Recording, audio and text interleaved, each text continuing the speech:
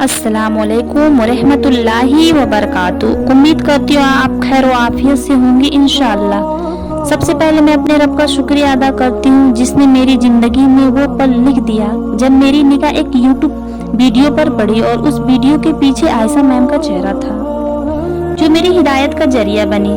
मैं उस पल को कभी भूल नहीं सकती। जब मैं पहली बार उनका बयान सुना मेरी आंखों से आंसुओं का सिलसिला रुक ही नहीं रहा था।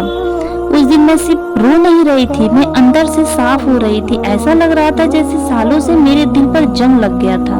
वो गिरता जा रहा है, गिरता जा रहा है।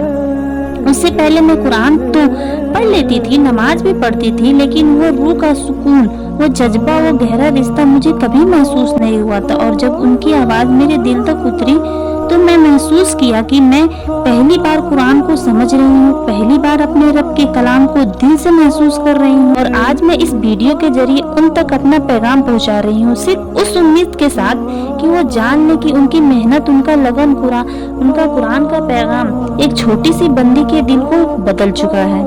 आयशा मैम, आप सिर्फ कुरान नहीं पढ़ा रही हैं, आप लोगों के दिलों में अल्लाह का नूर उतार रही हैं। आपकी एक एक मेहनत, एक एक लफ्ज, एक एक मुस्कान सदकाए जारिया बनकर चल रही है। मैं अपने रब से दुआ करती हूँ कि वो आपकी मेहनत को कबूल करे, आपके हर कदम को जन्नत का रास्ता बनाए, आपके लिए वो खुशियाँ लिखे जो आपने कभी मांगी भी ना हो। और मेरी तरफ से एक छोटी सी दुआ है, या अल्लाह, जिस बंदी ने मेरी जिंदगी का रास्ता बदल दिया, उनकी जिंदगी को अपने नूर से भर दे, उनके लिए ऐसा दरवाजा खोल दे जहाँ सिर्फ बरकत हो, सिर्फ सुकून हो।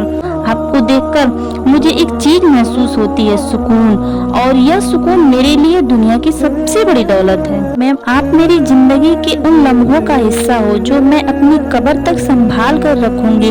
आप मेरी दुआओं में हमेशा रहेंगे इंशाअल्लाह। ना आपको देखा, ना आप मेरे पास आए, पर आपकी नसीहत से मेरी दुनिया बदल गई। इस वीडियो के जरिए बस एक हिस्सा पहुंचा पा रही हूँ आपको।